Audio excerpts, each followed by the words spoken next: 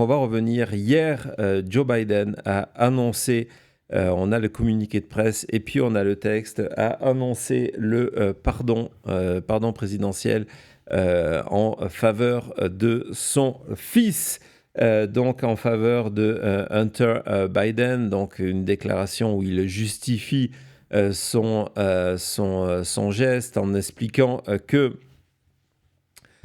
son fils a été visé de manière sélective sous forme d'un abus, un abus de pouvoir, un abus de loi. D'ailleurs, il n'est jamais intervenu dans l'enquête. Il est allé jusqu'aux condamnations de son fils. Il y avait des appels en cours qui, évidemment, sont aujourd'hui caduques. Vu que il y a c'est là le pouvoir présidentiel lorsqu'il s'agit de crimes fédéraux.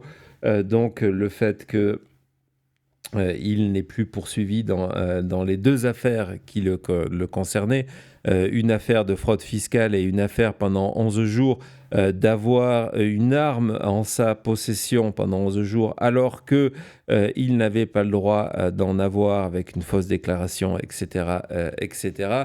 Et donc, on va avancer dans la déclaration de Biden qui explique que la seule raison pour laquelle il a été puni et condamné en disant que si ça avait été un autre, ça ne se serait jamais passé. Et il faut admettre que Joe Biden a raison. Ça a été d'essayer de in trying to break Hunter, they are trying to break me. Et donc de dire qu'en essayant de faire craquer Hunter, ils ont essayé de me faire craquer moi. Et puis il continue, there is no reason to believe, donc il n'y a aucune raison de croire que ça va s'arrêter. Avant de revenir sur ce point-là, je vais vous expliquer pourquoi. Et Thomas, j'aimerais aussi avoir ton avis. Pourquoi on a mis cette nouvelle qui est discutable, soyons clairs. On va vous partager les différents points de vue de certaines personnes qui considèrent que c'était la bonne chose à faire, d'autres qui disent que c'est une mauvaise chose à faire en termes d'exemple, que la fin ne justifie pas les moyens et vice-versa. Moi, ce que je trouve intéressant, et c'est pour ça que j'ai mis cette nouvelle-là dans les vaguelettes, parce que je me dis, entre ça, la nouvelle sur l'Ukraine qu'on va partager avec vous tout à l'heure, il y a enfin des signes de vie du côté de la Maison-Blanche et ce sentiment que Joe Biden, on avait fait une émission à ce sujet de comment Biden pouvait limiter ou rendre plus compliqué la vie à Donald Trump pour tenter de préserver ce qui était à préserver. Et on vous avait mis que sur la liste des choses que Biden pouvait faire, c'était d'accorder ses pardons présidentiels tout à l'heure on vous en parlait, à ces personnes qui vont être visées par Kash Patel, par Pam Bondi, par l'administration Trump, et qui ont, par exemple, osé dire la vérité sur Trump. Je pense ici à Michael Cohen, à Stormy Daniels, à Cassidy Hutchinson, à Jack Smith, parce qu'il n'y a aucun doute que de l'autre côté, on a décidé d'exercer la vengeance de Trump et de se venger. Et donc, moi, je me dis que je serais surpris que Joe Biden ait commencé par Hunter. Il aurait pu l'annoncer une heure avant, comme Trump l'a fait lors de la même utilisation de ce pouvoir en 2021. Il aurait pu attendre une heure avant son départ pour annoncer la décision de gracier Hunter Biden. Il a fait relativement tôt. Et je ne peux pas imaginer, en tout cas je serais extrêmement surpris, qu'il va s'arrêter là. Et j'ose espérer que ce mouvement, encore une fois, ce n'est pas un choix évident, ce n'est pas un choix facile. Je comprends les arguments de certains qui disent oui, mais donc du coup il fait pareil que Trump. Que ça annonce qu'il va faire pareil pour d'autres. Et pour moi, c'est le plus important parce que je peux vous garantir que si Joe Biden ne protège pas des Liz Cheney, des Adam Kinzinger, des Cassidy Hutchinson, encore une fois, des Michael Cohen, des Stormy Daniels, ce sont des gens, ou des Jack Smith, et des personnes qui ont travaillé avec Jack Smith, qui ont simplement fait leur travail. Ce sont des gens qui vont être poursuivis et pourquoi pas emprisonnés à la merci de Donald Trump, hein, qui est en charge de cette administration pénitentiaire fédérale. Et donc, voilà, je me dis, c'est un premier pas. Qu'est-ce que toi, Thomas, tu en as pensé? Ouais, on a eu le même réflexe qu'on a eu cette breaking news hier. C'était Ouais. qu'il y avait ce pardon qui arrivait en se disant d'accord, maintenant nous sommes plus en novembre, c'est plus le mois d'élection, il a attendu décembre, voilà, c'est un nouveau mois, est-ce que maintenant on passe à cette nouvelle phase? Et moi, l'argument de dire que ah non, c'est pas bien parce que maintenant ça permet à Trump n'avait pas besoin de cette excuse. On l'a vu, Non. si Trump veut faire quelque chose, il va le faire. Et surtout du côté gracier en avance et gracier, comme tu l'as dit, on va revoir un peu la liste parce qu'on a la mémoire courte. Ouais. Comment Trump a passé ses derniers jours au pouvoir du niveau des pardons. Donc moi, cet argument-là qui était mis en avant en disant que c'est dommage maintenant que ça permet à Trump de faire quelque chose, Non. je ne suis pas du tout d'accord avec ça. Non, non, ce côté mémoire courte est le pire et c'est un syndrome des réseaux sociaux où vous avez tout le monde qui vous donne un avis définitif sans même avoir les références historiques par rapport au dossier Hunter Biden. On va y revenir, mais en général, et ce n'est pas une justification, mais des présidents qui gracient des membres de leur famille. Il y a eu Trump avec Kushner, on en a parlé. Et il y a eu Clinton, il y a eu Carter. C'est quelque chose qui fait partie du pouvoir présidentiel, de l'histoire des États-Unis. D'ailleurs, on voit la grâce pour Robert Hunter Biden, qui reprend d'ailleurs, pour vous dire comment c'est quelque chose qui est dans le cœur du fonctionnement américain, qui reprend le texte de la grâce pour Richard Nixon. Mot par mot. Ouais, mot On par avait mot. vu cette formulation pendant cette émission où on parlait des responsabilités de Biden de ces derniers mois. Et oui, c'est mot par mot en disant, c'est ça, c'est ce qu'on appelle le blanket pardon, donc, parce que ça pardonne les crimes qui ont été commis, qui auraient pu être commis, s'ils faisaient partie de quelque chose. Donc vraiment, voilà, Ouais, et qui entre ces dates-là. ceux connus et ceux inconnus. Exactement. Et, But not limited to, donc pas de limite de ce côté-là. et encore, là, on voit qu'il y a une date qui va de 2014 au 1er décembre 2024. Donc c'est vraiment ce texte-là. Et donc, vu qu'il y a la mémoire courte, il faut revenir quand même 2 secondes sur les pardons de Trump, parce que c'est quelqu'un qui a déjà abusé. Donc là, lorsqu'on essaie de mettre une réaction de vierge effarouchée en se disant non mais attendez, c'est une excuse pour Trump, ce que tu viens de dire. Non mais il a déjà fait. Et donc on va voir l'illustration d'abord des pardons les plus célèbres. Vous verrez, il y en a eu à la fin de son mandat. Je pense qu'il y en a eu plus de 143. Vous avez différentes personnalités, dont Steve Bannon, dont Charles Kushner, des membres, dont Roger Stone, des membres de sa campagne qui n'ont jamais été poursuivis. Grâce à l'intervention de Donald Trump. Et, le plus amusant, c'est qu'il y a Dinesh D'Souza. Donc, on va parler de 2 secondes de Dinesh D'Souza. Tout à l'heure, on a vu, parce que c'est lui, donc, le réalisateur de ce documentaire 20,000 Mules, qui explique comment est co-auteur de Kash Patel, comment l'élection a été volée. Et l'ironie de tout ça, pour vous dire, voilà, on est vraiment dans un monde parallèle où la vérité ne compte plus. C'est que Dinesh D'Souza, hier, c'est à l'annonce de la grâce de Hunter Biden, il est venu se plaindre sur les réseaux sociaux en expliquant que c'était une forme d'abus de pouvoir de la part de Donald Trump. Donc voilà, ouais, c'est ça là. Vas-y, ça arrive tout de suite. Donc voilà, personne n'est au-dessus de la loi, sauf mon fils Hunter.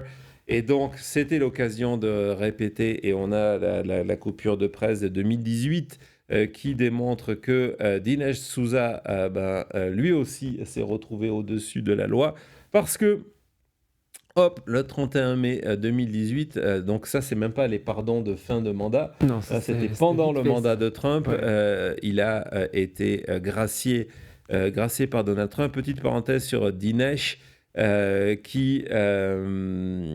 Trump, on a le tweet de Trump à l'époque. C'est un montage, la photo existe, mais elle n'était pas collée dans le tweet. Donc, où il expliquait qu'il lui a donné un pardon complet, le même texte qu'Hunter Biden, parce qu'il a été traité de manière très unfair, donc très injuste par le gouvernement. Donc, voilà. Et petite parenthèse sur Dinesh D'Souza, hier, il a été obligé de publier sur son site une lettre d'excuse qui raconte, on savait qu'il y avait eu des procès, des arrangements à l'amiable, qui raconte qu'en fait, ces accusations dans son documentaire 20,000 Mules qui avait été diffusé pour sa première. Est-ce que tu te souviens, Thomas, où la première du documentaire de Dinesh D'Souza a eu lieu? Non, c'était pas America First Warehouse ou un truc comme ça? Non, c'était à Mar-a-Lago. Oh mon Dieu, vraiment? C'était à Mar-a-Lago. Trump était là. Kerry Lake était là. Marjorie Taylor Greene était là. Et donc, d'expliquer que ce qu'il y a dans le documentaire, c'est faux. C'est faux. Donc, voilà, fin de la parenthèse. Et donc, on va revenir sur justement la liste de Trump. La liste de Trump des pardons. On a la photo. Je vais vous montrer maintenant. Vas-y, si tu peux aller sur les autres illustrations. Donc là, c'est les derniers pardons. Donc 74 pardons. Grâce présidentielle en dernière minute de la part de Donald Trump. Au total, une liste de 143 personnes qui ont été pardonnées par Trump, ou en tout cas ont eu une peine de prison. C'est la tradition aussi qui est raccourcie ou qui est annulée. Il y a plein de noms intéressants dans la liste. Évidemment, il y a Stephen K. Bannon qui est dans cette liste-là. Donc voilà, évidemment, qui s'est retrouvé pour ne pas être poursuivi au niveau fédéral. Donc vous voyez qu'il y avait son procès qui était prévu. Et comme il a reçu un full pardon, le même texte que Hunter Biden, il n'a pas été jugé. Et puis, ça va au-delà de la criminalité en col blanc. On va voir que dans les personnalités, vous allez voir comment on retrouve des noms, les personnalités qui ont été... Il y a des élus. On va en parler 2 secondes de Aviem Sela, qui est un citoyen israélien et qui, lui, a été condamné à de la prison dans des affaires d'espionnage où il avait recruté Jonathan Pollard. C'est une histoire assez intéressante pour qu'il espionne au profit d'Israël l'armée américaine. Et donc, c'est un espion qui a été gracié par Donald Trump, pardonné par Donald Trump, un espion, pas quelqu'un qui n'a pas rempli une feuille de déclaration pour posséder une arme pendant 11 jours, un espion. Il a été gracié parce que Benjamin Netanyahou avait demandé la grâce de... Aviem Sela, en expliquant que c'était un supporter à lui et que donc si Trump pouvait agir, et Trump a agi. Donc vous voyez d'un côté, mais oui, ça ne justifie pas la décision de Biden. On voit donc du côté du côté de Trump, hein, c'est une utilisation assez folle de ce droit de grâce.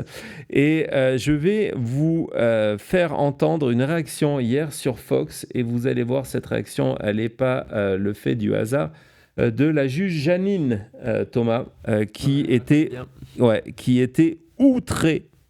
outrée par la décision de pardonner Hunter Biden.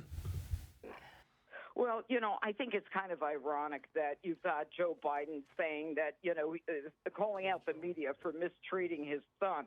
I think everyone needs to step back for a minute.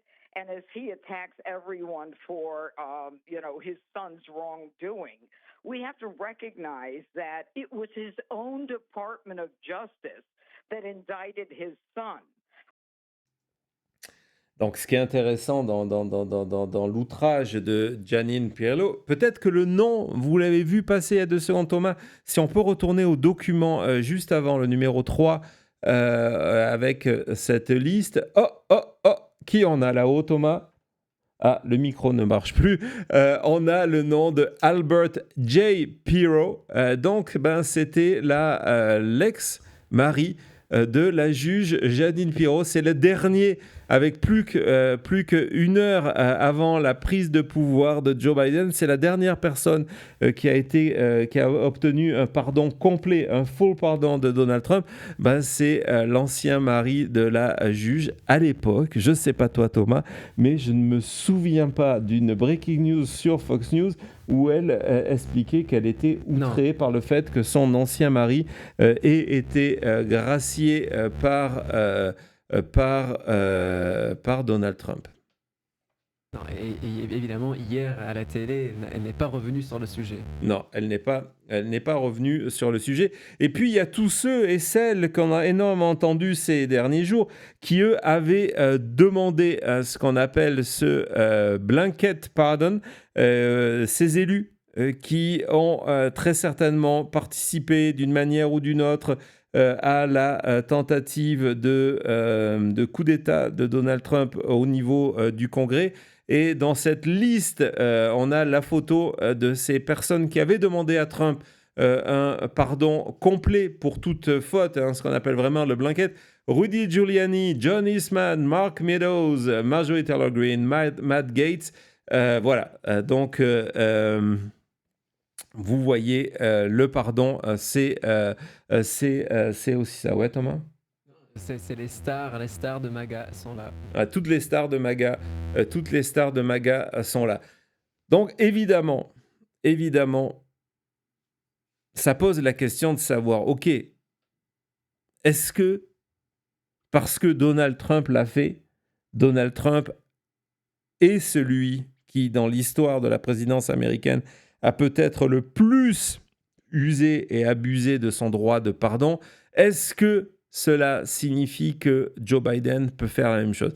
Pour certains élus, c'est clairement pas le cas. On a le tweet d'un sénateur démocrate,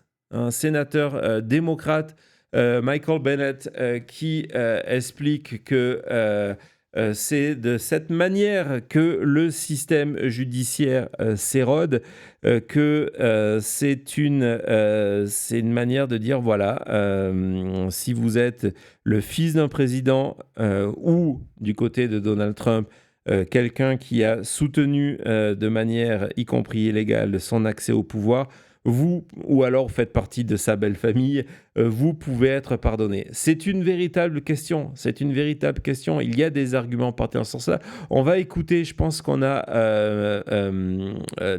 Walsh, qui est un républicain never Trumper, donc contre Trump, qui, après avoir fait campagne pour Kamala Harris ces dernières semaines, dit « Mais c'est une décision terrible parce qu'elle s'inscrit justement sur cette différence qu'on a fait pendant des mois en expliquant, voilà, nous serons différents si nous avons le pouvoir. Et finalement, on fait pareil que Trump. On écoute Joe Walsh tout de suite. So the next time any of us complain about anything Trump does, this pardon is just deflating. For those of us who have been out there for a few years now yelling about what a unique threat Donald Trump is, for Joe Biden to do something like this, Trump, nobody's above the law, we've been screaming. Well, Joe Biden just made clear his son Hunter is above the law. Donald Trump lies every time he opens his mouth, we've been screaming. Joe Biden repeatedly lied about this. The politicization of the justice system, Donald Trump and his people have been screaming. Well, That's exactly what Biden said here. Joe, is C'est un point de vue, je ne sais pas ce que tu en penses Thomas, mais c'est un point de vue qui est extrêmement intéressant, en plus de revenir sur le fait que Joe Biden, on a aussi la vidéo d'une des interventions, une des fois où Joe Biden expliquait qu'il ne pardonnerait pas, il ne gracierait pas son fils. On pourra dire ça et après tu peux donner ton avis sur Joe Walsh.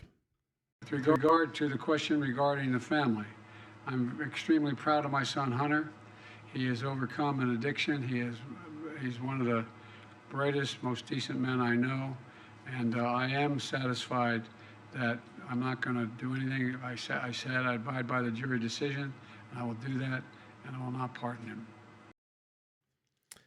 Donc voilà, on est en train de rechercher une source d'interférence pendant que on vous parle. Voilà, vous savez tout.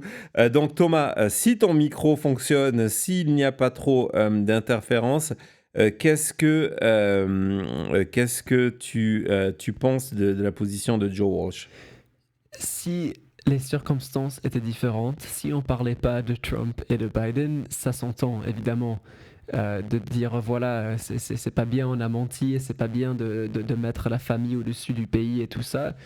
Le problème pour moi, c'est qu'encore une fois, et on a eu cette conversation plusieurs fois pendant la campagne, c'est le traitement n'est pas égal et que les circonstances ne sont pas normales. Là, dans le message de Biden, il le dit pas exactement, mais il fait référence à ça à la fin en disant que there's no reason to believe it will stop here, qu'il n'y a pas de raison de croire que voilà tout ça sera fini ici. C'est que nous sommes pas dans des circonstances normales. Il y a un président qui va arriver, qui est dans le mode vengeance, qui a dit plusieurs fois que ses ennemis vont payer cher, qui a passé des années à parler du fait que la famille Biden était pourrie et tout le reste. Donc ce ne sont pas des circonstances où on peut dire voilà, noir sur blanc, on a mis la famille au-dessus de la justice. Non, il faut voir ça dans le contexte, et le contexte actuel, pour moi, dépasse cet argument-là. Ouais, je suis assez d'accord avec ça. Et en fait, on va écouter Jasmine Crockett parce que c'est intéressant. Parce que Jasmine Crockett s'était donc élue démocrate qui était apparemment dans un avion au moment d'intervenir sur MSNBC et qui, elle, n'était pas choquée en expliquant que de toute façon, toute cette affaire, c'était complètement bidon. Donc c'est une erreur, c'est une erreur une sorte d'erreur judiciaire, si on voulait, pour des raisons politiques. C'est ce que raconte Biden dans sa déclaration. Et elle explique qu'elle était très bien placée parce que pendant presque 3 ans, elle a fait partie de ce fameux groupe d'enquête mené par les MAGA pour faire tomber Hunter Biden, qui a conduit sur rien. On va aussi revenir sur cet aspect-là.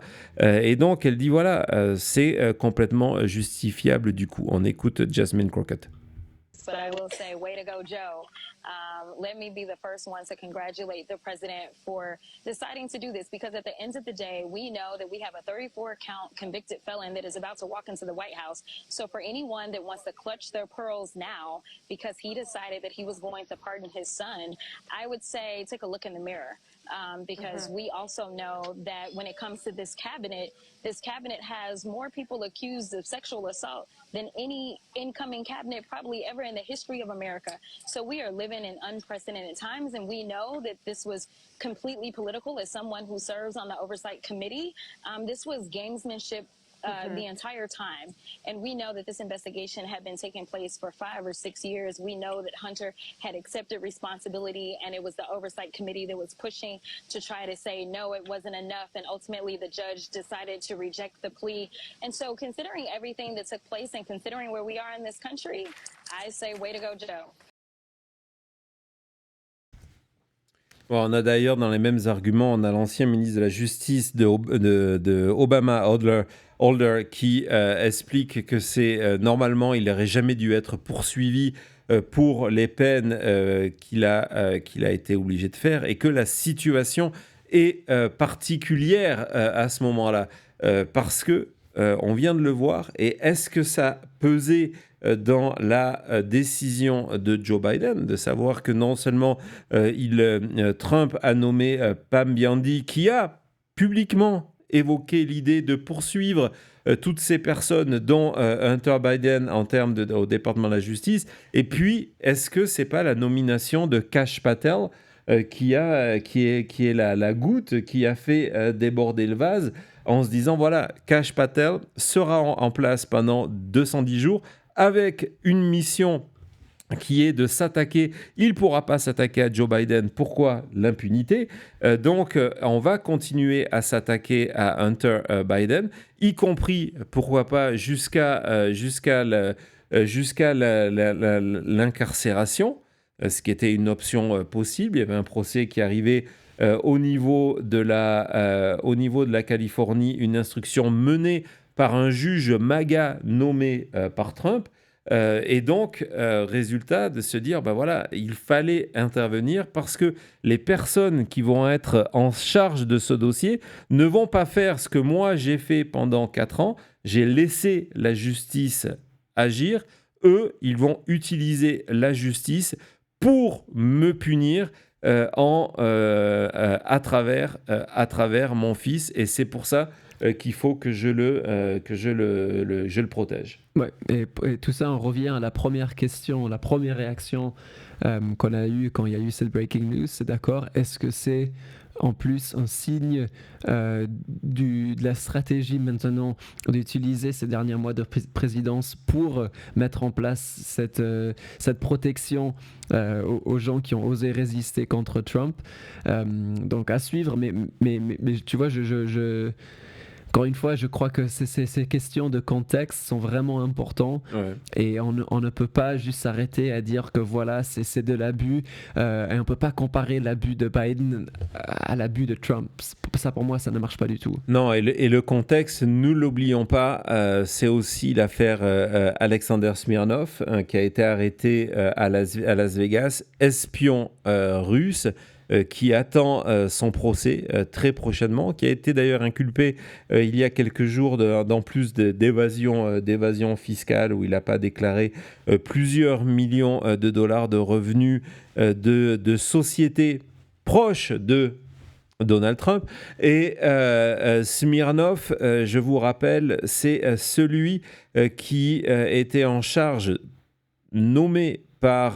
choisi par les services de renseignement russes pour passer toutes ces fausses informations qui ont servi à accuser Hunter Biden et Joe Biden de corruption au niveau de l'Ukraine. Toutes ces informations étaient fausses, et c'est Smirnov qui a passé ces informations-là. Donc vous voyez que en fait, cette histoire Hunter Biden existe pour des raisons politiques, et c'est simplement pour des raisons politiques qu'on aurait continué à la faire vivre après. Ce pardon présidentiel large permet d'éviter cela au niveau fédéral. Je ne serais pas surpris si certains procureurs au niveau d'État favorables à Trump essaient de trouver des raisons de venir chercher des poux dans la tête de Hunter Biden. Mais du coup, c'est vrai qu'on comprend mieux le geste de Joe Biden. Du côté de Donald Trump, it's business as usual. Et quand je dis c'est business as usual, c'est les affaires comme d'habitude. On s'est dit, tiens, Hunter Biden, Joe Biden, tu sais quoi, c'est une possibilité d'aller demander de l'argent Ouais.